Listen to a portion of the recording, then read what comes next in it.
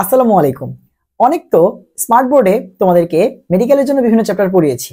তোমাদের সবচেয়ে গুরুত্বপূর্ণ যে চ্যাপ্টারটা জৈব যৌগ এবং তোমাদের মেডিকেল ভর্তি পরীক্ষার্থীদের কাছে একটা আতঙ্কের নাম, সেই চ্যাপ্টারটাকে আজকে আমরা একটা ভিন্ন ধর্মীয় উপায়ে হাদের স্যারের বই ধরে ধরে প্রত্যেকটা লাইন একদম জৈব যৌগের শুরু থেকে শেষ পর্যন্ত তোমাদেরকে দেখাবো যে শর্ট টাইমের মধ্যে কিভাবে তুমি এই জৈব যৌগ চ্যাপ্টারটাকে মেডিকেলের জন্য রিভাইজ করতে পারো। এবং একই সাথে তোমাদেরকে ভাইয়ার নিজের যে পার্সোনাল নোট, যেই নোট থেকে ভাইয়ার মেডিকেল ভর্তি পরীক্ষার সময় ভাইয়া মূলত হচ্ছে সবগুলা জিনিসকে একটু কম্প্যাক্টলি রিভাইজ করে গেছিলাম, সেই নোটটাও তোমাদেরকে দেখাবো। সো তোমাদের কাজ হচ্ছে ভাইয়ার সাথে বইটা নিয়ে বসা।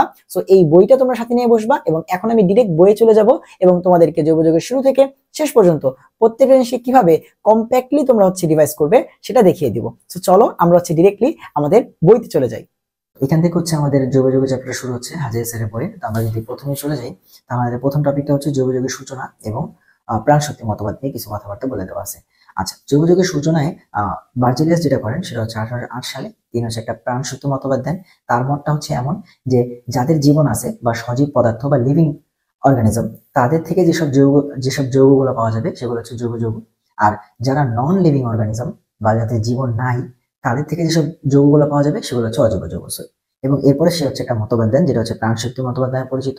এবং এরপরে 1828 সালে ফ্রেডরিক ওহলার তিনি যেটা করেন, তিনি হচ্ছে একটা অজৈব যৌগ অ্যামোনিয়াম সায়ানাইড NH4CnO এটাকে তাপ দেন। তাপ দিলে সেখান থেকে আকস্মিকভাবে যেটা হয় সেটা হচ্ছে অ্যামোনিয়া তৈরি হয়, যেটা একটা জৈব যৌগ। তার মানে অজৈব যৌগ থেকে জৈব যৌগ তৈরি করা সম্ভব, যেটা হচ্ছে বার্জিলিয়াসের প্রাণ শক্তি মতবাদকে ভুল প্রমাণিত করে। আর ইউরিয়া কিন্তু প্রথম জৈব যৌগ, ঠিক আছে, যেটা হচ্ছে প্রথম আবিষ্কৃত হয়। আর এরপরে এই জন্য যে ফ্রেডরিক ওহলারকে যেটা করা হয় সেটা হচ্ছে জৈব রসায়নের জনক বলা হয়। আমরা এগুলো সবই জানি। সো এগুলো একটু মেডিকেল এবং ভার্সিটি এক্সামিন যারা আসো তোমরা হচ্ছে একটু ভালোভাবে দেখে যাবা, আর ইঞ্জিনিয়ারিং যারা আসো তোমরা জাস্ট খালি চোখ বলে চলে যাবা। এরপরে জৈব যৌগ কেন এত বেশি, এই এমসিকিউ প্রায় আসে যে জৈব যৌগ সংখ্যা কেন এত বেশি। তো তোমরা যদি এখানে লক্ষ্য করো তাহলে দেখবা জৈব যৌগের সংখ্যা প্রায় 80 লক্ষের বেশি, আর যৌগের সংখ্যা মাত্র 1 লক্ষের মতো, ঠিক আছে। তাহলে এই যে এত ডিফারেন্স কেন? ডিফারেন্সের কারণ হচ্ছে জৈব যৌগের বেশি হওয়ার কারণ মূলত তিনটা। প্রথমত হচ্ছে ক্যাটেনেশন, অর্থাৎ কার্বন কার্বনের সাথে double bond, single bond, triple bond এগুলো গঠন করে যুক্ত হতে পারে, বিভিন্ন আকার বানাতে পারে। সেকেন্ড কথা হচ্ছে সমানতা, এবং তৃতীয় হচ্ছে পলিমারকরণ। এর বাইরেও আরো কিছু কারণ আছে, যেমন কার্বনের তড়িৎ-ঋণাত্মকতার মান। কার্বনের তড়িৎ-ঋণাত্মকতার মান হচ্ছে 2.5, যেটা খুব বেশিও না খুব কমও না, অর্থাৎ মাঝারি লেভেলের। এবং এরপর হচ্ছে কার্বন কার্বন বন্ডের বন্ধন শক্তি। কার্বন কার্বন বন্ড এনার্জি বা বন্ধন শক্তি কিন্তু অক্সিজেন অক্সিজেন বন্ধন শক্তি অথবা নাইট্রোজেন নাইট্রোজেন বন্ধন শক্তি থেকে খুব বেশি। এই জন্য কার্বন কার্বনের যে যৌগগুলা সেগুলো কিন্তু স্টেবল হয়। তো এই কারণগুলো হচ্ছে জৈব যৌগ বেশি হওয়ার কারণ। এরপরে তোমরা যদি কার্বনের যে রূপভেদ, ক্যাটেনেশনের যে একটা বিশেষ ধর্ম সেটা হচ্ছে ফুলারিন। তোমরা যদি ফুলারিনের কথা চিন্তা করো, তাহলে ফুলারিনের মধ্যে কার্বন বাদে অন্য কিচ্ছু নাই। তো ফুলারিন যেই আকৃতির হয়, তো দেখতে পারতেছো ফুলারিন আকৃতি হচ্ছে ভূ আকৃতির গম্বুজ। তো এটাও কিন্তু এমসিকিউতে অলরেডি আসছে যে ফুলারিনের আকৃতি কেমন। আর ফুলারিন তৈরি হওয়ার জন্য যেটা লাগে সেটা হচ্ছে ফুলারিন C32 হতে পারে, 50 হতে পারে, 60 হতে পারে, 70 হতে পারে। আর এই ফুলারিন এর যে C60 এটাকে একটা স্পেশাল নামে ডাকা হয়। এই C60টাকে বলা হচ্ছে বুকমিনস্টার ফুলারিন বা বাকিবল। সো এতটুকু জানা ইম্পর্টেন্ট। এবং আরেকটা জিনিস সেটা হচ্ছে ফুলারিন বা বাকিবল C60 এর সংকরণটা কি, sp2, এটা জানতে হবে যে C60 সংকরণ sp2। এরপরে জৈব যৌগ এবং অজৈব যৌগের পার্থক্যগুলো। আচ্ছা, জৈব যৌগগুলো মেইনলি হচ্ছে সমযোজী যৌগ, আর অজৈব যৌগ বিভিন্নভাবে হতে পারে, সমযোজী হতে পারে, আয়নিক হতে পারে। সো জৈব যৌগের ধর্মগুলা তুমি যেটা মনে করবা সেটা হচ্ছে সমযোজী যৌগের ধর্ম। অর্থাৎ তোমরা যদি বলে যে এই জৈব যৌগগুলা কি পানির সাথে বিক্রিয়া করতে পারে, জৈব যৌগগুলা কি হচ্ছে বিদ্যুৎ পরিবহন করে, জৈব যৌগগুলা গণনাঙ্ক কেমন, স্ফুটনাঙ্ক কেমন, সবকিছুই কিন্তু সমযোজী যৌগের মতো, অর্থাৎ গণনাঙ্ক কম, স্ফুটনাঙ্ক কম, তারপর হচ্ছে পানিতে দ্রবণীয়তা কম, বিদ্যুৎ পরিবহন করে কম। সো এইসব ব্যাখ্যা তুমি হচ্ছে জৈব যৌগের ক্ষেত্রে দিবা। আর এখানে খুব ইন্টারেস্টিং একটা কথা শুরুতে কিন্তু বলে দিয়েছিল হচ্ছে অজৈব যৌগের সংখ্যা প্রায় 1 লক্ষের মতো, বাট এখানে কিন্তু বলছে প্রায় 90,000 মাত্র, 1 লক্ষের কম, প্রায় 90,000 মাত্র। So এই সংখ্যাটা কিন্তু মনে রাখতে পারো, কারণ মেডিকেলে কিন্তু প্রায় এরকম কনফিউজিং এমসিকিউ আসে। তোমরা যদি আসে তাহলে 90,000টা কারেক্ট, এটাই দেখাবো। এরপরে জৈব যৌগের শ্রেণী বিভাগ। জৈব যৌগের শ্রেণী বিভাগে তোমরা হচ্ছে এইখানে একটা জায়গা আছে হেটারোসাইক্লিক যৌগ। এখান থেকে মিনিমাম তোমরা দেখবা যে 7 থেকে 8টার উপরে এমসিকিউ আসছে। ডিরেক্ট এভাবে এমসিকিউ আসে যে নিচের কোনটি হেটারোসাইক্লিক বা বিষমচাক্রিক যৌগ। হেটারোসাইক্লিক বা বিষমচাক্রিক যৌগ বলতে বোঝায় যে কার্বনের যে সাইকেল বা চক্র, এই সাইকেলের মধ্যে যদি কার্বন বাদে অন্য কেউ চলে আসে, তাই সেই চক্র বা সাইকেলটাকে বলা হয় হেটারোসাইক্লিক বা বিষমচাক্রিক যৌগ। সেরকম কি আছে, এরকম এখানে একটা, দুইটা, তিনটা, চারটা, পাঁচটা যৌগের উদাহরণ দেওয়া আছে। এই পাঁচটাই ঘুরে ফিরে আসে। প্রথমত হচ্ছে ইথিলিন অক্সাইড দেওয়া আছে, যেটা হচ্ছে একটা ত্রিভুজ আকৃতির শেপ এবং এর মধ্যে একটা অক্সিজেন আছে। এই দেখো এই চক্রটার মধ্যে একটা অক্সিজেন। ফিউরান একটা পঞ্চভুজ আকৃতির শেপ, যার মধ্যে একটা অক্সিজেন আছে। থায়োফিনে সালফার, পাইরোলে নাইট্রোজেন এবং পিরিন হচ্ছে একটা বেঞ্জিনের মতোই, জাস্ট খালি বেঞ্জিনের একটা কার্বনের জায়গায় নাইট্রোজেন চলে আসছে। সো এই যে এগুলোই পরীক্ষাতে বারবার আসে। বলে নিচের কোনটি বিষমচাকী বা হেটারোসাইক্লিক যৌগ, এবং এই পাঁচটার যে কোনো একটাকে তোমরা পেলে হচ্ছে দাগাই দিবা। এরপরে নিচেই দেখো যৌগের শ্রেণীবিভাগটা করা আছে, যে মুক্ত শিকল বা এলিফিটিক যৌগ, বদ্ধ শিকল বা হচ্ছে বলয়াকার যৌগ। দেন মুক্ত শিকল যৌগ আবার দুই প্রকার, আমরা 9 10 থেকে পড়ে আসতেছি। সম্পৃক্ত বা সিঙ্গেল বন্ড, অসম্পৃক্ত অর্থাৎ ডাবল বন্ড বা ট্রিপল বন্ড। এরপরে বদ্ধ শিকল যৌগ অনেকেই বোঝো না, আমি একটু বুঝিয়ে দিতেছি। বদ্ধ শিকল যৌগ দুই প্রকার, একটা হচ্ছে কার্বোসাইক্লিক, একটা হচ্ছে হেটারোসাইক্লিক। অর্থাৎ বদ্ধ শিকল যৌগগুলো তো অবশ্যই একটা চক্র বা সাইকেলের মধ্যে থাকবে। সেই চক্রটা কি কার্বন দিয়ে তৈরি নাকি হেটারো বা অন্য কেউ আছে, সেটার উপর ডিপেন্ড করে দুই প্রকার। যদি কার্বোসাইক্লিক হয় তাহলে দুই রকম হতে পারে, অ্যালিফেটিকও হতে পারে, অ্যারোমেটিকও হতে পারে। চক্রাকার যেই অ্যালিফেটিক যৌগগুলো সেগুলোকে আমরা বলি অ্যালিসাইক্লিক যৌগ। আর হেটারোসাইক্লিক হলে আমরা তাকে বলতেছি হেটারো অ্যালিসাইক্লিক যৌগ। আর এখানেও অ্যারোমেটিক থাকতে পারে যে চক্রের মধ্যে, অথবা হেটারো অ্যারোমেটিক যৌগ হতে পারে। তো এই দুইটা প্রকার। তো সেখান থেকে বিভিন্ন উদাহরণ দেওয়া আছে। এরপরে যৌগযুগের যে বন্ধন প্রকৃতি, আমরা সবাই জানি যৌগযুগের তিন টাইপের বন্ড হতে পারে, carbon carbon single bond, double bond, triple bond. আচ্ছা, এখানে আরেকটা কথা বলে নি, এই হাজারি স্যারের যে বক্স করা কালো করে যে এমসিকিউ গুলো দেওয়া থাকে, এগুলা মাস্ট সবাই দেখে যাবা, বিশেষ করে মেডিকেল এবং ভার্সিটি। তোমাদের জন্য এগুলা দেখা ফরজ, কারণ তোমরা যদি এগুলা মিস করে যাও, এখান থেকে হুবহু একদম প্রশ্ন সহ কমন আসে, প্রশ্ন সহ অ্যাডমিশন পরীক্ষাতে কমন আসে। এরপরে হচ্ছে আমরা এখান থেকে চলে যাবো হচ্ছে সিগমা বন্ড এবং পাই বন্ডের কিছু পার্থক্য দেওয়া আছে। ঠিক আছে, তো এগুলো হচ্ছে রিডিং করে। আমরা সবাই জানি যে সামনাসামনি অধিক্রমণের মাধ্যমে যে বন্ড হয় সেটা সিগমা, পাশাপাশি অধিক্রমণের মাধ্যমে হচ্ছে পাই বন্ড হয়। তারপর হচ্ছে কিছু স্পেশাল কথাবার্তা বলে দেওয়া আছে যে পাই বন্ডে হচ্ছে এস অরবিটাল অংশগ্রহণ করে না, তারপর হচ্ছে শঙ্কর অরবিটাল ছাড়া অন্য কোনো অরবিটালে পাই বন্ড থাকতে পারে না, এসব কথাবার্তা বলে দেওয়া আছে। ঠিক আছে। আচ্ছা, এরপরে হচ্ছে তোমার এটা খুব ইম্পর্টেন্ট, 4 নাম্বার অপশনটা, যে সিগমা বন্ধন থাকলে পরমাণুগুলা কি করতে পারে, অক্ষ বরাবর ঘুরতে পারে, ফ্রি রোটেশন করতে পারে। তোমরা জ্যামিতিক সমানতা বা সিস ট্রান্স সমানতার ক্ষেত্রে পড়ছিলাম যে ডাবল বন্ড ট্রিপল বন্ড থাকলে ফ্রি রোটেশন হইতে পারে না। অর্থাৎ সিগমা বন্ড থাকলে তারা অক্ষ বরাবর ঘুরতে পারে, বাট পাই বন্ড হলে অক্ষ বরাবর ঘুরতে পারে না। সো এটাই কিন্তু সেই কথাটাই বলে দেওয়া আছে। সো এটা তোমরা একটু দেখতে পারো। এরপর হচ্ছে তোমরা চলে যাবে এই যে এই জায়গাটায়, এই জায়গাটা থেকে, এই যে বক্সটা থেকে একটা প্রশ্ন মেডিকেলে আসছে। এটা আসে নাই, আসছিল বেনজিনে কার্বন কার্বন বন্ড বন্ড লেন্থটা কত। সো এখানে ইথেন বা অ্যালকেনে যেহেতু sp3 হয়, sp3 তে যেহেতু কার্বন কার্বন সিঙ্গেল বন্ড, সেটার বন্ড লেন্থটা দেওয়া আছে 0.154 ন্যানোমিটার। sp2 তে হচ্ছে কার্বন কার্বন ডাবল বন্ড, এবং ডাবল বন্ডে তোমরা দেখতেছো বন্ড লেন্থটা কিন্তু আরো কমে গেছে 0.134, এবং ট্রিপল বন্ডে আরো কমে গেছে 0.120। এবং পাশাপাশি তোমরা বেনজিনেরটা মনে রাখবা, বেনজিনেরটা ডিরেক্ট পরীক্ষাতে আসবে এবারও কোনো না কোনো ভার্সিটি, মেডিকেলে তো গতবার আসছে, এবার দেখবা কোনো না কোনো ভার্সিটিতে ডিরেক্ট চলে আসবে যে বেনজিনে কার্বন কার্বন বন্ড লেন্থটা কত। সো বেনজিনের ক্ষেত্রে হচ্ছে 0.139 ন্যানোমিটার। সো এটা হচ্ছে তোমরা একটু এক্সট্রা জেনে রাখবা। এরপরে সমগোত্রীয় শ্রেণী থেকে আমরা সবাই জানি যে অ্যালকেন সমগোত্রীয় শ্রেণী বললে হচ্ছে অ্যালকেনের জাতে যতগুলো আছে, বা অ্যালকিন সমগোত্রীয় শ্রেণী, সমগোত্র মানে সেম, গোত্র মানে হচ্ছে বংশ বা জাত। সো সেম জাতে যারা আছে, যেমন অ্যালকিন, অ্যালকিনের গোষ্ঠীর মধ্যে ইথিন আছে, তারপর হচ্ছে প্রোপিন আছে। সো এই টাইপের কথাবার্তা বলে দেওয়া আছে, এবং এইখানে খুবই ইম্পর্টেন্ট কথা বলে দেওয়া আছে। আমরা সবাই কোনো না কোনো কালে প্যাচ খাইছি যে ভাই এখানে কি অপসারণ বিক্রিয়া হবে, এখানে কি প্রতিস্থাপন বিক্রিয়া হবে, নাকি এখানে সংযোজন বিক্রিয়া হবে। একটা কথা ক্লিয়ারলি মাথায় রেখে দাও, যদি যদি কার্বন বাদে যদি কার্বন বাদে অন্য কোনো মৌল না থাকে, যদি কার্বন বাদে অন্য কোনো মৌল না থাকে, তাহলে তোমার হচ্ছে সেখানে ইলেকট্রোফিলিক বিক্রিয়া হবে। যদি কার্বন বাদে কার্যকরী মূলকে অন্য কোনো মৌল না থাকে, তাহলে সেখানে হচ্ছে ইলেকট্রোফিলিক বিক্রিয়া হবে। এবং যদি কার্বন বাদে অন্য কেউ থাকে, তাহলে সেখানে হচ্ছে নিউক্লিওফিলিক বিক্রিয়া হবে। সাধারণত, সব ক্ষেত্রে না, বেনজিনের ক্ষেত্রে ব্যতিক্রম আছে, বাট সাধারণত যদি কার্যকরী মূলকে কার্বন বাদে অন্য কেউ না থাকে, এরকম কেউ হতে পারে, এমন হতে পারে ভাই ইথিন, অ্যালকেন, অ্যালকিন, এদের মধ্যে কিন্তু কার্বন যেই তোমার ডাবল বন্ড বা ট্রিপল বন্ড, এখানে কিন্তু কার্বন বাদে অন্য কেউ থাকে না, তাই না, কার্যকরী মূলকে। আচ্ছা, সো কার্বন ছাড়া অন্য কেউ না থাকলে সেখানে বিক্রিয়াটা হবে হচ্ছে ইলেকট্রোফিলিক। আর যদি কার্বন বাদে অন্য কেউ থাকে, তাহলে ওই কার্যকরী মূলকলা যে যৌগগুলো হবে সেগুলো বিক্রিয়া দিবে হচ্ছে নিউক্লিওফিলিক। কেমন, যেমন ধর হচ্ছে সি ডাবল বন্ড ও, অথবা C double bond O H বা সিএইচও, এরা হচ্ছে নিউক্লিওফিলিক বিক্রিয়া দিবে, অথবা ও এইচ, এরা হচ্ছে সাধারণত নিউক্লিওফিলিক বিক্রিয়া দিবে, কারণ এই যে কার্যকরী মূলকে কার্বন বাদে অন্য কেউ আছে, এই জন্য। এরপরে হচ্ছে, এটা শর্টকাট মনে রাখার জন্য। এরপরে হচ্ছে আরেকটা কনফিউশন, হ্যাঁ ইলেকট্রোফিলিক আর নিউক্লিওফিলিক তো বুঝলাম, সংযোজন বিক্রিয়া দিবে, প্রতিস্থাপন বিক্রিয়া দিবে, নাকি অপসারণ বিক্রিয়া দিবে। দেখো, যদি সিঙ্গেল বন্ড থাকে, যদি সিঙ্গেল বন্ড থাকে তাহলে সাধারণত যে বিক্রিয়াটা দেবে সেটা হচ্ছে প্রতিস্থাপন। যদি সিঙ্গেল বন্ড থাকে কার্যকরী মূলকে তাহলে বিক্রিয়া দেবে প্রতিস্থাপন। কেমন? যেমন OH, অ্যালকোহলের যে মূলকটা, এখানে কিন্তু সব সিঙ্গেল বন্ড, একটা হাত ফাঁকা আছে, অক্সিজেন এক হাত দিয়ে হচ্ছে হাইড্রোজেনকে ধরছে, তাহলে এই যে OH এখানে কোনো ডাবল বন্ড বা ট্রিপল বন্ড নাই, তাহলে এই OH মূলকটা অথবা তোমাদের বিখ্যাত RH বা অ্যালকাইল হ্যালাইড, এরা সবাই কি বিক্রিয়া দিবে? সাধারণত প্রতিস্থাপন বিক্রিয়া দিবে। কিন্তু যাদের মধ্যে ডাবল বন্ড আছে, ট্রিপল বন্ড আছে, এরা সাধারণত দিবে হচ্ছে সংযোজন বিক্রিয়া। যেমন কিটোনের যে মূলক CO, এখানে কিন্তু কার্যকরী মূলকের মধ্যে ডাবল বন্ড আছে, তাহলে বেশিরভাগ বিক্রিয়ার ক্ষেত্রে কি হবে? এই ডাবল বন্ডটা ভেঙে যাবে এবং সংযোজন বিক্রিয়া অংশগ্রহণ করবে। তাহলে দুটা জিনিস আবার ক্লিয়ার করে দিচ্ছি, কার্বন বাদে অন্য কেউ না থাকলে ইলেকট্রোফিলিক বিক্রিয়া হবে, কার্বন বাদে অন্য কেউ থাকলে নিউক্লিওফিলিক। আবার সংযোজন নাকি হচ্ছে প্রতিস্থাপন, সেটা ডিপেন্ড করবে বন্ডের উপরে। যদি সিঙ্গেল বন্ড থাকে তাহলে প্রতিস্থাপন, যদি ডাবল বন্ড ট্রিপল বন্ড থাকে তাহলে হচ্ছে সংযোজন। সেখানে যে এই কথাবার্তা বলে দেওয়া আছে, ঠিক আছে। আচ্ছা, এরপরে তোমার হচ্ছে বিভিন্ন কার্যকরী মূলক নিয়ে এই করা আছে, এরা আশা করি তোমরা হচ্ছে করে আসছো, এটা এখানে রিভাইজ দিতে কোনো দরকার নাই, ঠিক আছে। এরপরে এখানে খুব স্পেশাল একটা কথাবার্তা বলে দেওয়া আছে। আমরা জানি সব জৈব যৌগের একটা কার্যকরী মূলক থাকে, বাট এখানে সুন্দরভাবে স্যার গাঢ় করে লিখে দিয়েছে যে অ্যালকেন যৌগ অণুর কোনো বিশেষ কার্যকরী মূলক নেই, ঠিক আছে। সো পরীক্ষাতে কিন্তু অলরেডি আসছেও অনেক জায়গায় যে নিচের কোন জৈব যৌগটির কি নেই, তোমার হচ্ছে কার্যকরী মূলক নেই, অ্যান্সার হচ্ছে অ্যালকেন।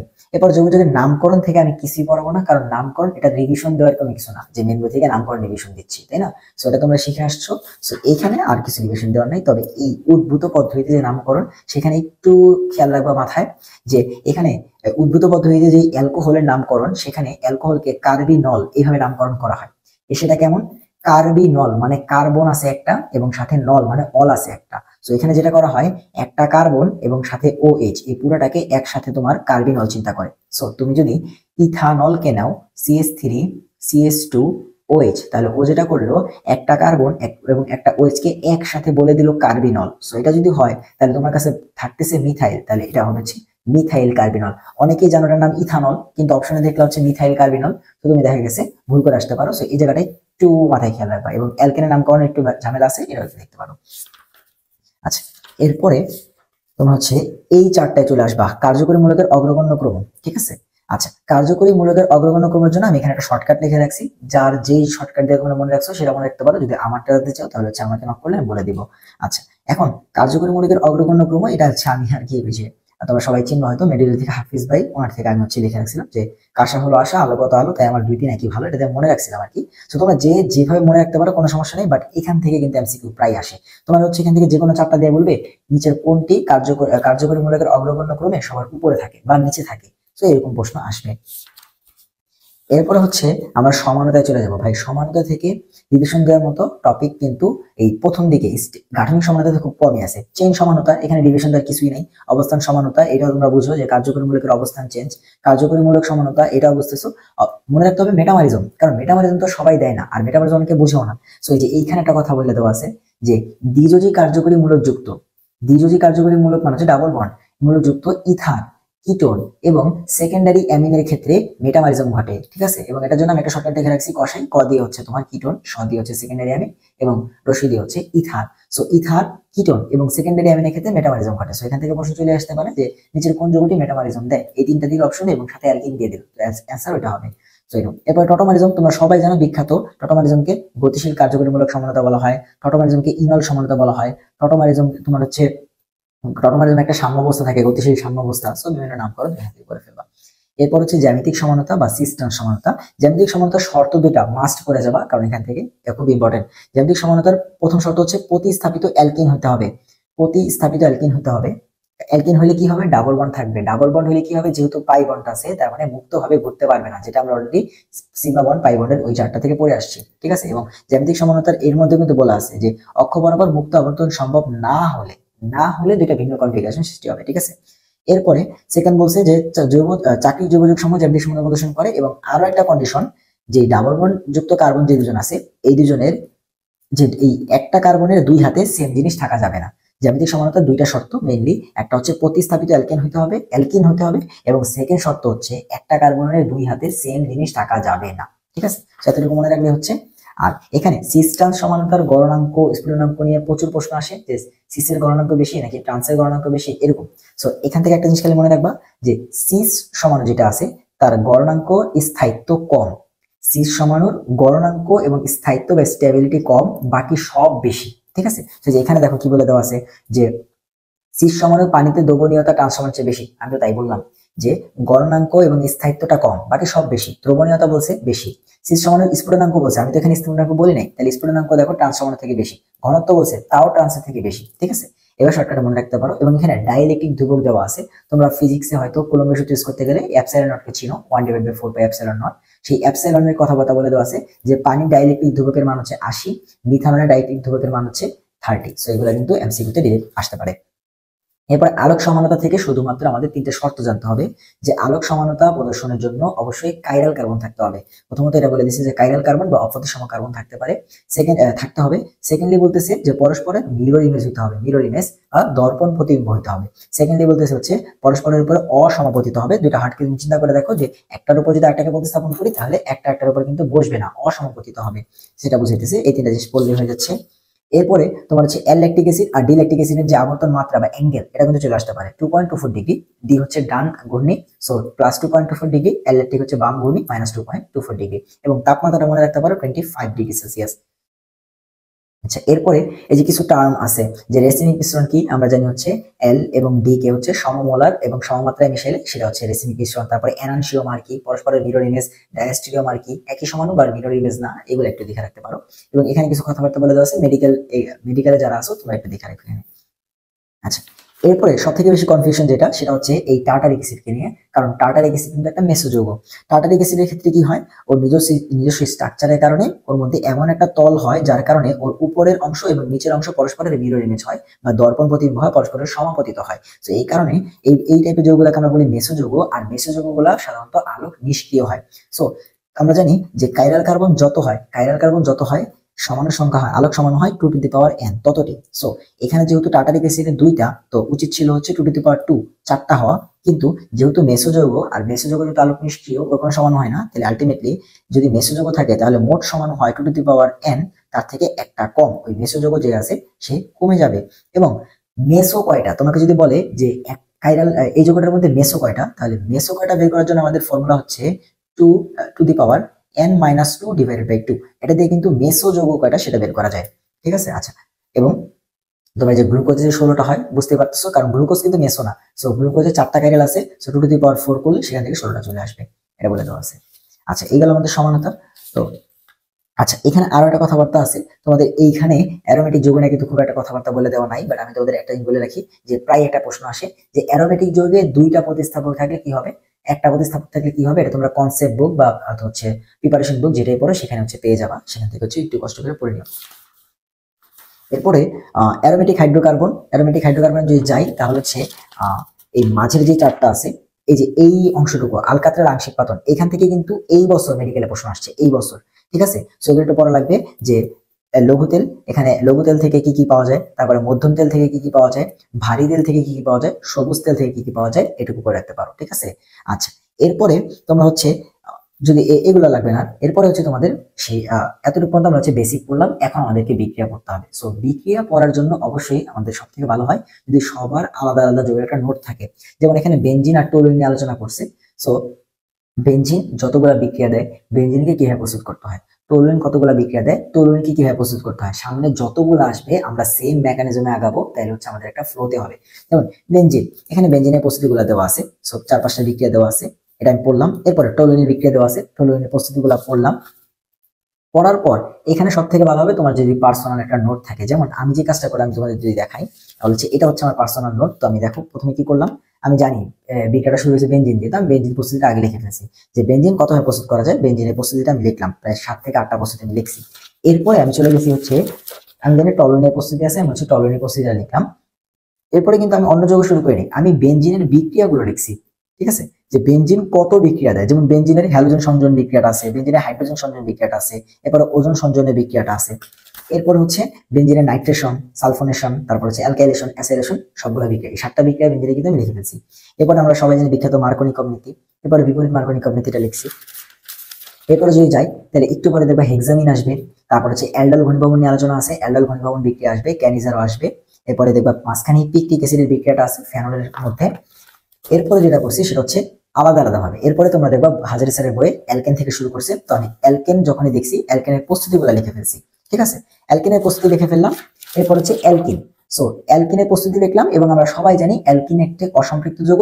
অ্যালকিনের অসম্পৃক্ততার পরীক্ষা 9 10 থেকে পড়ে আসছি, ব্রোমিন এবং বেয়ার। সো ওই দুটো আমি এখানে লিখে ফেলছি। এরপরে অ্যালকাইন প্রস্তুতি, অ্যালকাইন প্রস্তুতিটা আমি লিখলাম, এবং অ্যালকেনও কিন্তু অসম্পৃক্ত। অ্যালকেনের পরীক্ষাটা লাগে না, তোমরা ইন্টারে এসে দুটা জিনিস পড়ছো যে অ্যালকেন 1 শনাক্তকরণ করতে হয় কিভাবে।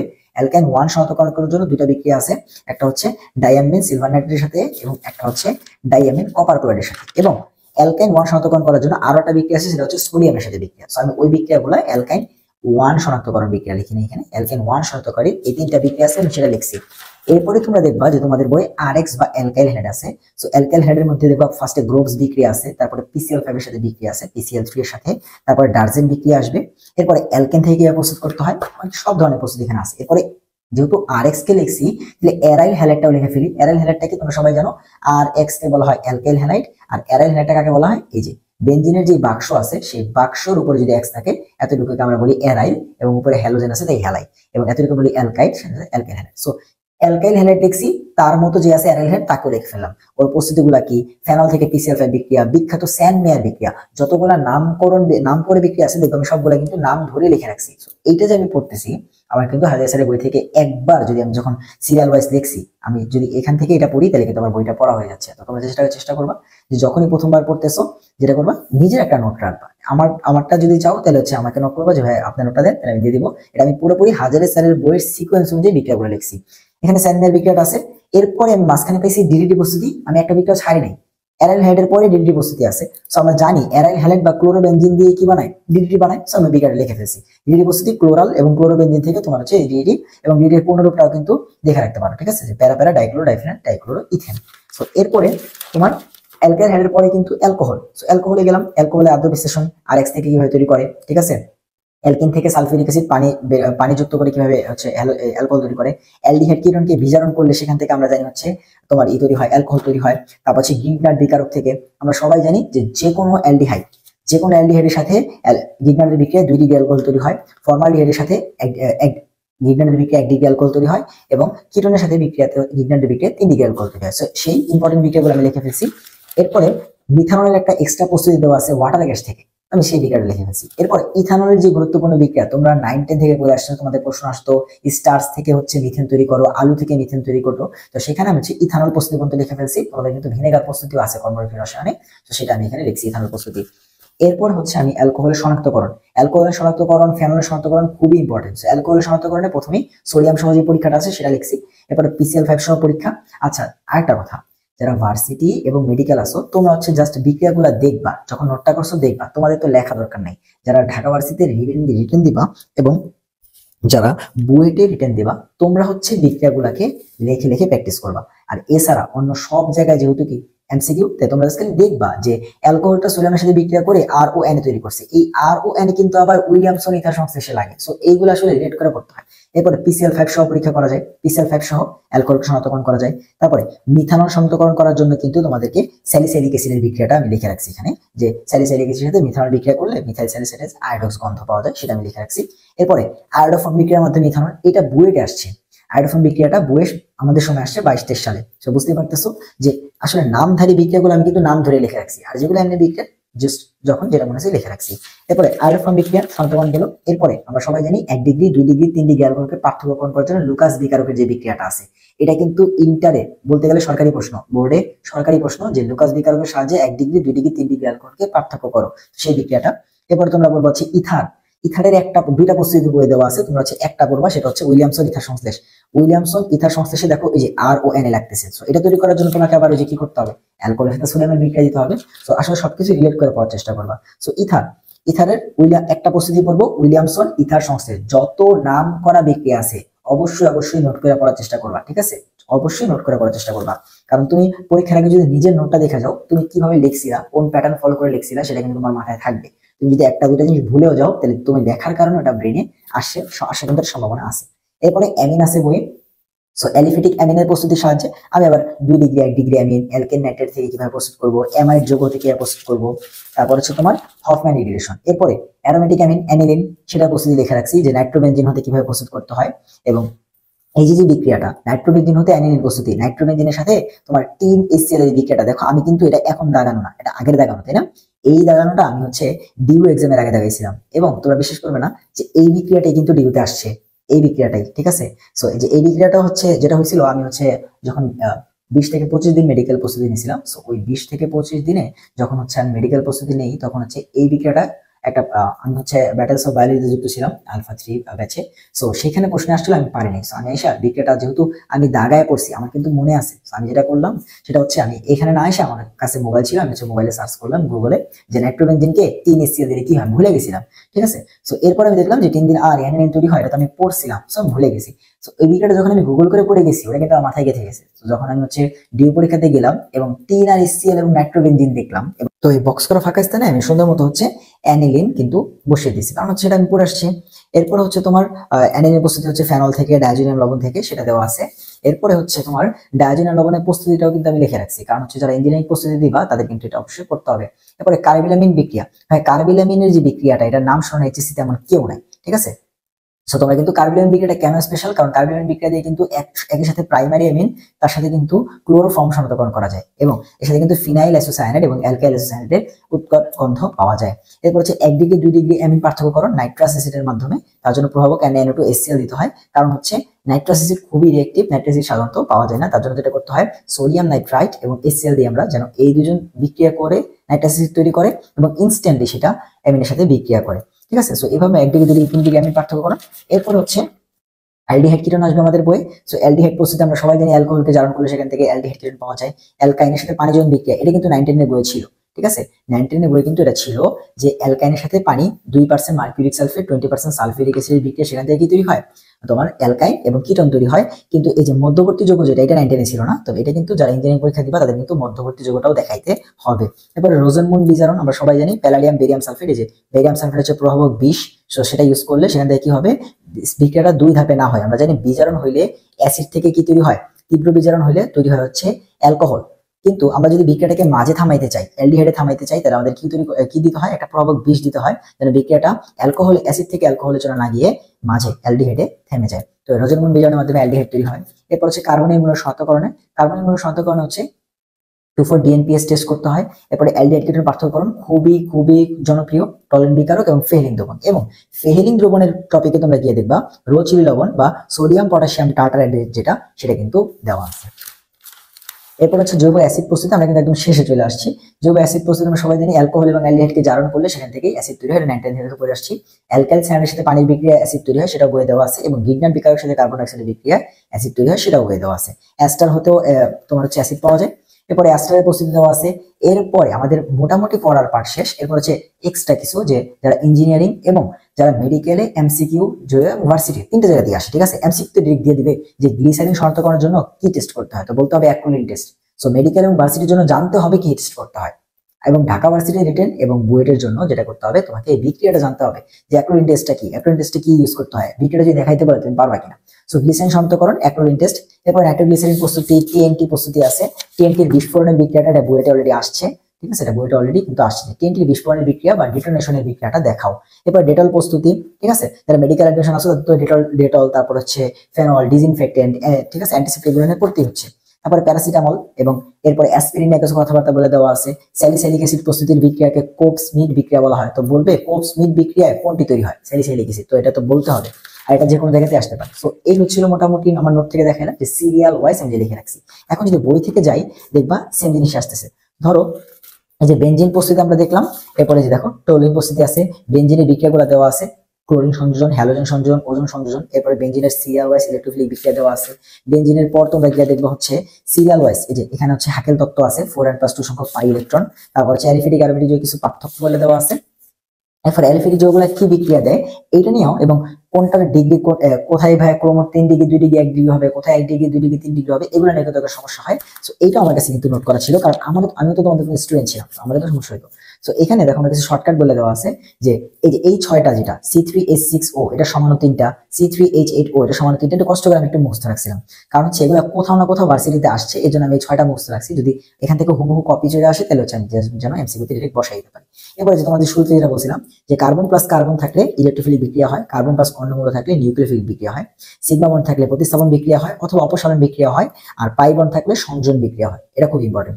এরপরে বেনজিন, বেনজিন ইলেকট্রোফিলিক প্রতিস্থাপন দেয়, যেটা কিন্তু হওয়া উচিত ছিল না, এর একটা ব্যতিক্রম। এরপরে বেনজিন মুক্তমূলক সংযোজন বিক্রিয়া দেয়। আর এখানে দেখো ওই শর্টকাটটা দেওয়া আছে যে সমস্ত ক্রম, যত ক্রম আছে সব 3 ডিগ্রি 2 ডিগ্রি 1 ডিগ্রি, জাস্ট ব্যতিক্রম কারা কারা 1 ডিগ্রি 2 ডিগ্রি 3 ডিগ্রি, অ্যালকোহলের অম্লধর্মিতা এটা 1 ডিগ্রি 2 ডিগ্রি 3 ডিগ্রি, SN2 বিক্রিয়ার সক্রিয়তা এটাও 1 ডিগ্রি 2 ডিগ্রি 3 ডিগ্রি, এবং কার্বন আয়নের স্থায়িত্ব বা কার্বো অ্যানায়নের স্থায়িত্ব 1 ডিগ্রি 2 ডিগ্রি 3 ডিগ্রি। আর অ্যামিনাই খাদ্যমিতা খুবই বিখ্যাত 213, সবাই জানো 2 ডিগ্রি 1 ডিগ্রি 3 ডিগ্রি, এবং লাস্টে অ্যামোনিয়া, এটাও ইম্পর্টেন্ট, ঠিক আছে। সো এরপরে দেখো হচ্ছে আমি এখানে কি করে রাখছি, বিভিন্ন বিক্রিয়া লিখে রাখছি যে গোবস বিক্রিয়া, সোয়ার্স বিক্রিয়া এসব, এবং এইখানে কিন্তু আমি শনাক্তকরণের একটা পেজ রাখছি, এখানে যত কিছু শনাক্তকরণ আছে এটা আছে, এবং এটা তোমাদের সবার মাস্ট থাকাই উচিত, কারণ এখান থেকে তুমি এমসিকিউ কমন পাবা 100% যে কোনো পরীক্ষায়। তোমরা বলবে অ্যালকিন শনাক্তকরণ, অ্যালকাইল শনাক্তকরণ, অ্যালকোহল, এখানে সবই আছে, মিথানলকে salicylic acid, ethanol, ether, phenol, কার্বনিন, halogen, carboxylic acid, glycerin, carbylamine, তারপর হচ্ছে অ্যালডিহাইড কিটোনের যে মূলক সেটা পার্থক্য করে Fehling, Tollens, 1 degree 2 degree 3 degree alcohol, 1 degree 2 degree amine পার্থক্য নাইট্রাস অ্যাসিড, এই বিক্রিয়াগুলো এখানে কিন্তু দেওয়া আছে। এবং এরপর আরো কিছু বিক্রিয়া রাইমান টাইমেন, যেগুলো বইয়ে নাই, রাইমান টাইমেন বিক্রিয়াটা নাই বইয়ে, তারপর এগুলো আমি দিয়ে রাখছি। তারপরে তোমরা যদি যাও তাহলে হচ্ছে বিভিন্ন বিক্রিয়া দেখবা, মার্কনিকম আছে, এরপরে অ্যান্টি মার্কনিকম আসবে, এরপরে ওজন সংযোজন আসবে, ঠিক আছে, ওজনীকরণ বিক্রিয়া আসবে। এরপর হচ্ছে তোমার এই যে যেটা পড়ছিলাম আমরা যে হেক্সামিন প্রস্তুতি, হেক্সামিনের পরে দেখবা অ্যালডোল ঘনীভবন আসবে, অ্যালডোল বিক্রিয়ার শর্ত, ক্যানিজার বিক্রিয়ার শর্ত, কোনটা কোন মেকানিজমে ঘটে, যেগুলো কিন্তু পড়তে হবে অবশ্যই, ঠিক আছে। আর স্যার কষ্ট করে গাঢ় করে দিছে, স্যারে কি কালি বেশি হয়েছে, স্যার তো কালি বেশি হয়নি, স্যার কষ্ট করে গাঢ় করে দিছে তুমি পড়ার জন্য, ঠিক আছে। এরপরে নিউক্লিওফিলিক SN1 SN2 বিক্রিয়া, ইন্টার থেকে পড়ে আসতেছো, সেই SN1 SN2 বিক্রিয়া কোনটা কিভাবে ঘটে কোনটা কিভাবে না ঘটে সেটা বলে দেওয়া আছে। এরপরে তোমার অপসারণ বিক্রিয়া ইউনিট এত বেশি ইম্পর্টেন্ট না, বাট এখানে তোমরা যেটা পড়তে পারো সেটা হচ্ছে তোমরা সাইজের ফ্লোটা পড়তে পারো, অপসারণ বিক্রিয়া থেকে সাইজের ফ্লোটা পড়লেই হয়ে যাবে। এরপরে হচ্ছে তোমরা যদি দেখো যে তোমার হচ্ছে অর্থ প্যারামিটার নির্দেশক, সেগুলো বলে দেওয়া আছে, এবং এখানে একটা ব্যতিক্রম লিখে রাখছি, সেটা হচ্ছে ক্লোরিন অর্থ প্যারা নির্দেশক তবে বলয় নিষ্ক্রিয়কারী, ঠিক আছে। আমরা জানি অর্থ প্যারা নির্দেশকরা কি হয়, বলয় সক্রিয়কারী হয়, বাট ক্লোরিন হচ্ছে একটা ব্যতিক্রম। এরপরে হচ্ছে তোমার ক্লোরিনের বিভিন্ন বিক্রিয়া দেওয়া আছে। তারপর হচ্ছে ফেনল থেকে পিকিক অ্যাসিড, এটাও এখানে আমি লিখে রাখছি একদম সিরিয়ালি, সব যত ইম্পর্টেন্ট বিক্রিয়াগুলো আছে। দেখো এখানে আরো বিক্রিয়া ছিল, বাট সেগুলো কিন্তু লিখে রাখিনি, বাট শুধুমাত্র ইম্পর্টেন্ট গুলো লিখে রাখছি, এগুলো কিন্তু কিছুই লিখিনি, আর এগুলো কোথাও আসে নাই কখনো, এই জন্য আমি লিখিনি, কারণ পরীক্ষায় আগে আমি এগুলো পড়ে যাবো যেগুলো আসবে বেশি, তাই না। তবে যখন ইন্টারে যখন একটা স্টুডেন্ট পড়ে তখন আসলে উচিত সবগুলো বিক্রিয়া আসলে দেখে রাখা। আচ্ছা, এরপরে অ্যালকেন, এইবার তুমি সিরিয়াল দেখতে পারো, প্রথম হচ্ছে অ্যালকেন, অ্যালকেনের বিক্রিয়া, এরপরে দেখবো হচ্ছে অ্যালকিন, অ্যালকিনের বিক্রিয়া, অ্যালকিনের শনাক্তকরণ, অ্যালকিন অসম্পৃক্ততা পরীক্ষা, এরপরে অ্যালকাইন, অ্যালকাইন 1 শনাক্তকরণ, ধাতব সোডিয়াম সহ। এরপরে হচ্ছে বাকিগুলো কিন্তু দেওয়া আছে, অ্যালকাইন 1 কেন অম্লধর্মী, এসব কথাবার্তা বলে দেওয়া আছে। এগুলো কিন্তু ওই যে ডিউ রিটেন স্ট্যান্ডার্ড প্রশ্ন, ঠিক আছে, ডিউতে রিটেনে দিয়ে দিবে যে অ্যালকাইন 1 কেন অম্লধর্মী এইসব। এরপর হচ্ছে অ্যালকাইন 1 এর 2টা শনাক্তকরণ বিক্রিয়া আছে সোডিয়ামের সাথে, এবং ওই যে বাকি 2টা ডাইয়ামিন সিলভানাইড এবং ডাইয়ামিন কপার ক্লোরাইড, সেই 2টা এখানে আছে।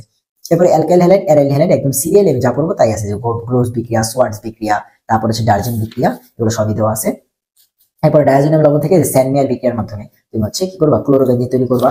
এরপরে সেখানে দেখো আমাদের হচ্ছে সামনে ডিডিটি প্রস্তুতি পাবা, এই যে সেই ডিডিটি প্রস্তুতি, যেহেতু ক্লোরোবেনজিন থেকে প্রস্তুত করা হয়। এবং এই যে পৃষ্ঠাটা আছে, এই যে পৃষ্ঠাটা যে হ্যালোজেন অ্যালকেনের বিশেষ ব্যবহার, এটা মেডিকেল এর জন্য ফরজ, মেডিকেলের জন্য এই পৃষ্ঠাটা হচ্ছে ফরজ, তোমাকে এই পৃষ্ঠাটা পড়তেই হবে, এবং ভার্সিটির জন্য মোটামুটি এই পৃষ্ঠাটা পড়তে হবে, ঠিক আছে, যে কোনটা ড্রাই ওয়াশিং এজেন্ট, কোনটা ওয়েস্টাসল, তারপরে সিএফসি, অস্ত্রোপচারে কোনটা ব্যবহার করা হয়, ক্লোরোমিথেন, এইসব। এরপরে হচ্ছে তারপরে অ্যালকোহল, ইথার এবং অ্যামিনের কথাবার্তা বলে দেওয়া আছে। অ্যালকোহল এবং অ্যামিনে হাইড্রোজেন বন্ড থাকে, এটা পানিতে দ্রবণীয়, কিন্তু ইথারে থাকে না, ইথার পানিতে অদ্রবণীয়, সেগুলো এখানে বলে দেওয়া আছে। এরপর আমরা কি করবো, সেম প্যাটার্নটা ধরতে পারছো এখন। কি থাকবে দেখো, অ্যালকোহলের তোমার হচ্ছে প্রস্তুতি থাকবে, তারপরে তোমার কি থাকবে, অ্যালকোহলের সমানত থাকবে, তো সবগুলো প্রস্তুতি এখানে দেওয়া আছে। এরপরে এসে দেখো মিথানল প্রস্তুতি, মিথানল প্রস্তুতি দেওয়া আছে, ইথানল প্রস্তুতি দেওয়া আছে, যেটা একটু এক্সট্রা। এবং এই যে পৃষ্ঠাটা আছে এখানে তোমার হচ্ছে rectified spirit, methylated spirit, proof spirit, এসব নিয়ে কথাবার্তা বলে দেওয়া আছে। এবং আমি একটা প্রশ্ন চ্যালেঞ্জ দিয়ে সবাইকে করবো, যে মেথিলেটেড স্পিরিট এই নামটা সবাই শুনছো, কিন্তু এটাকে যে ডিন্যাচার্ড অ্যালকোহল বলা হয় এটা অনেকে খেয়ালই করে না, কারণ হচ্ছে এটা একটা কালো বক্সের মধ্যে দেওয়া আছে, এখান থেকে প্রশ্ন আসবে না সেটা ভেবে তুমি মনে হয় জীবনটা উল্টাও নাই, ঠিক আছে, বাট এই ভুলগুলো করবা না। তারপরে হচ্ছে অ্যালকোহলের শনাক্তকারী বিক্রিয়ার মধ্যে ধাতব সোডিয়াম সহ, PCl5 সহ, এরপরে মিথানল শনাক্তকরণটা এক্সট্রা হয়ে দেওয়া আছে, ইথানলকে আয়োডোফর্ম বিক্রিয়ার মধ্যে শনাক্তকরণ করতে হয়, সেটাও দেওয়া আছে। এরপরে অ্যামিন। অ্যামিনের একদিকে দুদিকে তিন দিকে অ্যালকোহলকে পার্থক্য করার জন্য এই যে লুকাস বিচারক টেস্ট, এটাও কিন্তু খুবই ইম্পর্টেন্ট ইন্টার থেকে। এরপর ইথার, ইথারকে অ্যালকোহক্সি অ্যালকেন বলা হয়, সেটা পড়তে পারো। এরপর হচ্ছে ইথারকে তোমার হচ্ছে ইথারের যে প্রথমত ইথারের যে সব প্রস্তুতি সেটা নিয়ে একটু কথাবার্তা বলি, যে ইথারের প্রস্তুতি তোমরা খালি উইলিয়ামসন ইথার সংশ্লেষ এটাকে দেখে যাবা, ঠিক আছে। এরপর হচ্ছে ইথারকে এই ডাইইথাইল ইথারকে সংরক্ষণ। এখন ডাইইথাইল ইথার যেটা হয়, যদি আলোর উপস্থিতিতে আসে তাহলে ডাইইথাইল ইথার হচ্ছে তোমার খুবই বিষাক্ত ইথাইল পারক্সাইড, ডাইইথাইল পারক্সাইড তৈরি করে। এখন এইটা ইথারের মধ্যে আছে কি নাই, ধরো তোমাকে আমি 1 বোতল ইথার তুমি বাজার থেকে কিনে আনতে বললাম এবং তুমি নিয়ে আসলা, এবং আমি তোমাকে বললাম যে এটার মধ্যে যে ডাইইথাইল ইথার আছে নাকি নাই সেটা প্রমাণ করে দেখাও। তাহলে এটা কিভাবে প্রমাণ করবো? এটা প্রমাণ করার জন্য আমাদের পটাশিয়াম আয়োডাইড এবং স্টার্চ মিশ্রিত পটাশিয়াম আয়োডাইড নিতে হবে। নিলে যদি আমরা সেটাকে বিক্রিয়া করি, বিক্রিয়া করলে সেখান থেকে নীল কালার হইলে সেখানে ইথাইল পারক্সাইড আছে, না হলে হচ্ছে নাই। এরপরে যদি থাকে তুমি সেটাকে দূর করবা কিভাবে? তুমি হচ্ছে এই যে FeSO4 এবং Na2SO3 সোডিয়াম সালফাইড দিয়ে কি করবা? ঝাঁকাবা। ঝাঁকাইলে কি হবে? সেটা হচ্ছে এই যে তোমার হচ্ছে ইথাইল পারক্সাইডটা চলে যাবে, পারক্সাইডটা ভেঙে সেখান থেকে ইথার তৈরি হবে। এরপর হচ্ছে ইথারের একটা বিক্রিয়া করলাম, এরপর ইথারের শনাক্তকরণ বিক্রিয়া দেওয়া আছে, যে PCl5 সহ কিভাবে শনাক্তকরণ করবো সেগুলো এখানে দেওয়া আছে। এরপর হচ্ছে তোমার অ্যামিনের খাদ্যবিদ্যা নিয়ে কথাবার্তা বলে দেওয়া আছে। এরপর হচ্ছে তোমার অ্যামিনের প্রস্তুতি দেওয়া আছে, প্রাইমারি সবকিছু অ্যামিনের প্রস্তুতি দেওয়া আছে। এরপর হফম্যান ইন্টিগ্রেশন বিক্রিয়া এটাও কিন্তু দেওয়া আছে। এরপরে হফম্যান ইন্টিগ্রেশন বিক্রিয়া, আমরা দুই ধরনের কার্বন কমানোর বিক্রিয়া জানি, একটা হচ্ছে ডিকার্বক্সিলেশন, একটা হচ্ছে হফম্যান ইন্টিগ্রেশন, ঠিক আছে। সো এই দুটো কিন্তু খুবই ইম্পর্টেন্ট, কারণ 9-10 থেকে তোমরা হচ্ছে ডিকার্বক্সিলেশন করে আসতেছো। এরপরে অ্যামিনের শনাক্তকরণ পরীক্ষা কার্বিলামিন, ভাই কে পড়ো না এটা যে সিরিজ, যদি অর্গানিক, হ্যাঁ ঠিক আছে অনেক অর্গানিক পড়ছো, বাট অর্গানিক পড়ছো কিন্তু কার্বিলামিন বিক্রিয়ার নাম শোনা নাই আমরা কিন্তু খুবই কম। এরপরে 1 ডিগ্রি 2 ডিগ্রি 3 ডিগ্রি অ্যামিন শনাক্তকরণ সেটা এখানে দেওয়া আছে। এরপর হচ্ছে তোমার ক্লোরোফর্ম একটু কথাবার্তা বলে দেওয়া আছে। হ্যাঁ ক্লোরোফর্ম আমরা সবাই জানি যে ক্লোরোফর্ম যদি বাতাসের সংস্পর্শে আসে তার অক্সিজেনের সাথে বিক্রিয়া করে বিষাক্ত ফসজিন গ্যাস তৈরি করে, এটা সংকেত COCl2। অনেক জায়গায় ডিরেক্ট এমসিকিউ আসছে যে নিচের কোনটি ফসজিন গ্যাসের সংকেত? COCl2, এটা হচ্ছে ফসজিন গ্যাস। এখন এই যে ফসজিন গ্যাস বা এটার নাম হচ্ছে কার্বনিল ক্লোরাইড, কারণ দেখো COCl2 কার্বনিল ক্লোরাইড। এখন এই কার্বনিল ক্লোরাইড ধর হচ্ছে যখন তৈরি হয় তখন আমরা সেই ক্লোরোফর্মটাকে বলি অবিশুদ্ধ, ঠিক আছে, বিশুদ্ধ না। তাহলে অবিশুদ্ধ বা এই যে ফসজিন গ্যাস যদি থাকে তাহলে আমি এটাকে হচ্ছে বুঝবো কিভাবে যে এই ক্লোরোফর্মটাকে বিশুদ্ধ নাকি হচ্ছে এটার মধ্যে ফসজিন গ্যাস আছে? বোঝার জন্য যেটা করতে হবে তোমাকে, সেই ফসজিন গ্যাসটাকে তখন কি করতে হবে? সিলভার নাইট্রেটের সাথে বিক্রিয়া করতে হবে। ভাই কেন? কারণ হচ্ছে ফসজিন গ্যাস যখন তৈরি হয় তার সাথে কিন্তু হাইড্রোক্লোরিক অ্যাসিড তৈরি হয়, আর হাইড্রোক্লোরিক অ্যাসিডের মাঝখানে সাথে কি আছে? ক্লোরিন মাইনাস আয়ন আছে না? আর ক্লোরিনকে শনাক্তকরণ করার জন্য কি করতে হয়? সিলভার নাইট্রেটের সাথে বিক্রিয়া দিতে হয় না? কারণ ক্লোরিন সিলভারের সাথে বিক্রিয়া করে কি করে? AgCl এর সাদা পদক্ষেপ তৈরি করে। তো তুমি যদি দেখো যে ক্লোরোফর্মের মধ্যে তুমি কি মিশাইছো? তোমার হচ্ছে সিলভার নাইট্রেট মিশাইছো এবং সাদা পদক্ষেপ হয়েছে, তাহলে তুমি কি বুঝবা? তার মধ্যে ফসজিন গ্যাস তৈরি হয়ে আছে। আর যদি না হয় তাহলে কি HCl হয় নাই, HCl হয় নাই মানে ফসজিন হয় নাই, আর ফসজিন হয় নাই মানে কি ক্লোরোফর্মটা বিশুদ্ধ, ঠিক আছে। এখন ধরো আছে ফসজিন তৈরি হয়ে আছে, এটাকে তুমি দূর করতে চাও, ঠিক আছে, কি করবা? তুমি হচ্ছে ইথানল যুক্ত করে ঝাঁকাবা, ঠিক আছে, 1% ইথানল যুক্ত করে ঝাঁকাইলেই তখন হচ্ছে তোমার এই ফসজিন গ্যাসটা দূর হয়ে যাবে। এরপরে যে এই পৃষ্ঠাটা অনেকের নজরে পড়ে না, দেখো এই কালো বক্সের নিচে এখানে অ্যামিনের বিভিন্ন ব্যবহার দেওয়া আছে, ঠিক আছে, যে এটা ম্যাট ভার্সিটির জন্য ফরস, যে পচা মাছে দুর্গন্ধ সৃষ্টিকারী জৈব যৌগ মিথাইল অ্যামিন। দেখো গুরুত্বপূর্ণ এমসিকিউ বলবে যে পচা মাছে দুর্গন্ধ সৃষ্টি হয় কার জন্য, সো এই টাইপের। এরপরে অ্যালডিহাইড কিটোন নিয়ে আলোচনা করা আছে, শুরুতে প্রস্তুতি এবং শেষে কি দেওয়া থাকবে? একদম বরাবরের মতোই যে রোজেনমুন বিজারণ, এগুলো কিন্তু খুবই ইম্পর্টেন্ট, যে প্যারাডিয়াম বেরিয়াম সালফেট দিয়ে সেটা। এরপর তোমার যে টরেন্টিকারও ফেলিং দমন এবং অ্যালডিহাইড কিটোনকে শনাক্তকরণ করতে হয় কি দিয়ে? 2,4-DNPH, সেই সব কিছু কিন্তু এখানে আছে। এরপর হচ্ছে তোমার অ্যাসিড আসবে, অ্যাসিডের পর এস্টার আসবে। অ্যাসিডকে শনাক্তকরণ করার জন্য লিটমাস পরীক্ষা এবং সোডিয়াম বাইকার্বনেট দেওয়া আছে, কারণ যেহেতু অ্যাসিড তো লিটমাস পরীক্ষা দিবে এবং ক্ষারের সাথে বিক্রিয়া করে লবণ পানি তৈরি করবে। আর আরেকটা পরীক্ষা আছে, সেটা হচ্ছে ক্যাকোডিল অক্সাইডের পরীক্ষা, এটা বুয়েট 21-22 সালে আসছিল। তো তোমাদের কারো কাছে যদি ইঞ্জিনিয়ারিং কনসেপ্ট বুক থাকে তাহলে তোমরা দেখতে পারো, আর মেডিকেল বা ভার্সিটি হলে স্কিপ করতে পারো। এই ক্যাকোডিল পরীক্ষাটা বুয়েটে 21-22 সালে আসছিল। এরপরে তোমরা চলে যাবো হচ্ছে এস্টার। এস্টার কোথায় কোন এস্টার থাকে? পাকা কলায় কোনটা, পাকা কমলায় কোনটা, পাকা আনারসে, এটা মেডিকেল এবং ভার্সিটিদের জন্য দেখা লাগবে, ঠিক আছে, মেডিকেল এবং ভার্সিটির জন্য দেখা লাগবে। এবং অ্যাস্টারের শনাক্তকরণ ফেরিক হাইড্রোমেট, এটা আবার বুয়েট এবং সিকিউরিটিদের জন্য দেখা লাগবে। সিকিউরিটি জিজ্ঞাসা করবে ফেরিক হাইড্রোমেট পরীক্ষা দিয়ে কোনটি শনাক্তকরণ করে, আর বুয়েটে ডিরেক্ট লিখতে দিবে যে ফেরিক হাইড্রোমেট পরীক্ষার মাধ্যমে অ্যাস্টার শনাক্তকরণ লেখো, ঠিক আছে, বা ফেরিক হাইড্রোমেট পরীক্ষা লেখো বা অ্যাস্টার শনাক্তকরণ পরীক্ষাটি লেখো। সো এটা কিন্তু বুয়েটের জন্য লেখা লাগবে, আর সিকিউরিটি হচ্ছে মনে রাখবা। এরপরে তোমার হচ্ছে জৈব যৌগগুলোকে দেওয়া আছে শনাক্তকরণ, আরো কিছু পরীক্ষা ডিটেলসে দেওয়া আছে। এরপরে আয়ার দিয়ে কিভাবে শনাক্তকরণ করতে হয় জৈব যৌগ, এটা কিন্তু গুণগত রসায়নে দেওয়া আছে, ঠিক আছে। সো এই যে কার্বনের মূলককে তোমার শনাক্তকরণ করার জন্য কোন ফ্রিকোয়েন্সির আয়ার তরঙ্গ দৈর্ঘ্য লাগবে, এগুলো দেওয়া আছে, ঠিক আছে। আচ্ছা, তো শুরু থেকে একটা জিনিস দেখো, আমি হচ্ছে প্রথমত বইটাকে বোঝার চেষ্টা করছি, ঠিক আছে, এবং তোমাদের কাছে আমি ভিডিওটা করতেছি একটা উদ্দেশ্যে, এবং ভিডিও খুবই বড় হচ্ছে, ঠিক আছে। তারপরে আমি জাস্ট খালি তোমাদের রিকোয়েস্ট করবো পুরো ভিডিওটা দেখবা, এই জন্যই যে তুমি যদি পুরো ভিডিওটা দেখো তাহলে তুমি বুঝবা যে একটা চ্যাপ্টারকে কিভাবে আসলে ভাগ করে করে পড়তে হয়, পুরো জিনিসটাকে মাথায় নিতে হয়। এখন তুমি যদি একটু বসে চিন্তা করো, তুমি শুরুতে কি পড়লাম, আমরা তো শুরুতে জৈব যৌগের শুরু পড়লাম, জৈব যৌগের ভাগ পড়লাম, এরপরে হচ্ছে তোমার সমানতা পড়লাম, এই তিনটা পার্ট। এরপর হচ্ছে বেনজিন পড়লাম, টোলুইন পড়লাম, এরপর তোমার আরএক্স, তারপরে মার্কোনিকভ আসলো, anti মার্কোনিকভ, SN1 SN2, aldol, Cannizzaro. এখন তুমি জাস্ট বলতে পারবা যে সিরিয়াল তুমি কি পড়তেছো, তখন তোমার একটা জিনিস মনে থাকবে। এখন অনেকে আছে বই খুললে জাস্ট বলে ভাই কই থেকে পড়া শুরু করবো, কি পড়বো না পড়বো কিছু জানি না, জাস্ট ক্লাসে যা পড়ায় ওইগুলাই পড়ে, পরীক্ষায় যা হয়তো কিছু পাইলে কমেন্ট পড়ে ওইগুলাই পড়ে যায়। এবং আমাদের পরীক্ষা সিস্টেম কিন্তু এমনই, যা পড়ে গিয়ে তাই আসে, তাই না, এরকম টাইপের। কিন্তু দেখো বই কত কিছু আছে যেটা হয়তো তুমি অজানা, বাট এরপরে তাহলে যে এইভাবে ভাগ করে পড়বা। এরপরে গ্লিসারিন আর ফেনল নিয়ে আলোচনা করা আছে, গ্লিসারিনের অ্যাক্টোলিন টেস্টটা দেওয়া আছে, এগুলা কিন্তু বইটার জন্য লাগবে, ঠিক আছে। তো অ্যাক্টোলিন টেস্ট গুলো রেখে রাখবা। আর মেডিকেল ভার্সিটি কি করবা, জাস্ট জানবা যে গ্লিসারিনকে শনাক্তকরণ করার জন্য কোন টেস্ট করতে হয়, অ্যাক্টোলিন টেস্ট করতে হয়। এতটুকু হচ্ছে মেডিকেলের জন্য। এরপর হচ্ছে তোমার ডিসইনফেক্টেন্ট এবং অ্যান্টিসেপ্টিকের কিছু পার্থক্য দেওয়া আছে, মেডিকেল তারা জানবা। এরপরে ফেনল প্রস্তুতির জন্য দুটা পদ্ধতি দেওয়া আছে, কিউমিন এবং ডাউ পদ্ধতি, এই দুটা জানবা। ফেনল শনাক্তকরণ বিক্রিয়ার মধ্যে ব্রোমিন দ্রবণ সহ এটা 3 স্টার ইম্পর্টেন্ট, এবং লিভারন পরীক্ষা এটাও 3 স্টার ইম্পর্টেন্ট, এবং ফেরিক ক্লোরাইড সহ এটাও পরীক্ষাতে আসছে। তিনটাই আসছে। ফেনল অনেক ইম্পর্টেন্ট, ঠিক আছে, পরীক্ষার জন্য অ্যাডমিশনে। এরপর নাইট্রোগ্লিসারিন TNT এটাও অলরেডি আসছে, কারণ দেখো যে হাজার স্যার বই থেকে অলরেডি প্রশ্ন আসে। ফেনল শনাক্তকরণে কোনটি ব্যবহার করা হয়, ফেরিক ক্লোরাইড, ঠিক আছে। আচ্ছা, এরপরে তোমার হচ্ছে TNT এই গণনাঙ্ক দেওয়া আছে, TNT ডিটোনেশন বিক্রিয়া দেওয়া আছে, যেগুলো কিন্তু বুয়েটের জন্য লাগবে, বুয়েটে কিন্তু এই বিক্রিয়াগুলো দেখতে হবে। তারপরে সেই যে TNT কোথায় ব্যবহার করা হয়, যুদ্ধ জাহাজ ধ্বংসকারক টর্পেডো, ঠিক আছে, এইসব কিন্তু লাগবে। এরপর ডেটল, ডেটলের কথাবার্তা বলে দেওয়া আছে। ডেটলের কত মিলিগ্রাম একদিনে নিতে পারবে, সরি ডেটল না, প্যারাসিটামল, প্যারাসিটামলের একদিনে কতটুকু রোগী খেতে পারবে, এগুলো কিন্তু এই যে মেডিকেলদের জানা লাগবে। সো মেডিকেল এই প্রশ্ন দিলে কিন্তু অবাক হওয়ার কিছুই নেই, বলতে পারো ভাই শর্ট সিলেবাসের বাইরে, বাট তুমি চিন্তা করে দেখো তুমি যদি মেডিকেলে পড়তে চাও এবং তুমি যে এগুলো স্কিপ করে যাও তাহলে তো হয় না, তাই না। যে প্যারাসিটামল, এর আরেক নাম হচ্ছে অ্যাসিটামিনোফেনন। তারপর হচ্ছে এই যে ডেটলের মূল উপাদান হচ্ছে ক্লোরোজাইলিনল, এগুলো কিন্তু পড়তে হবে। এমসিকিউতে আসছেও যে ডেটলের মূল উপাদান কি, ক্লোরোজাইলিনল। এরপরে প্যারাসিটামল অ্যাসপিরিনের তুলনা করছে যে প্যারাসিটামল অ্যাসপিরিনের মধ্যে পার্থক্যগুলো কি, ঠিক আছে, মিলগুলো কি, এগুলো বলে দিছে।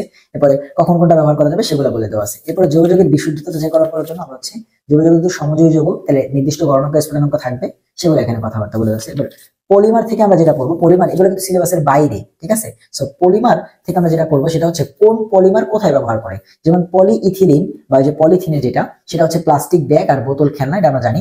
তবে যেটা বেশি পড়ে সেটা হচ্ছে এই যে টেফলন, টেফলন তৈরিতে পলিটেট্রাফ্লোরোইথিলিন তৈরি করে। দেখো তুমি যদি টিচার হও, তুমি কিন্তু এই যে হোস পাইপ, প্লাস্টিকের মোড়ক এসব থেকে প্রশ্ন করবে না, তোমার চোখটা পড়বে এমন জায়গায় যেটা খুব ইউনিক, যেমন টেফলন। তোমার তুমি প্রশ্ন করবা যে ভাই টেফলন তৈরিতে কোন পলিমার লাগে, পলিটেট্রাফ্লোরোইথিলিন। অথবা তুমি প্রশ্ন করবা যে কৃত্রিম চুল বা অর্লন তৈরিতে কোন পলিমার লাগে, অথবা তুমি বলবে যে কম্পিউটার ডিস্ক তৈরিতে কোনটা লাগে, পলিভিনাইল অ্যাসিটেট, ঠিক আছে। সো যে এই কয়টা জিনিস পড়লেই হয়ে যাবে।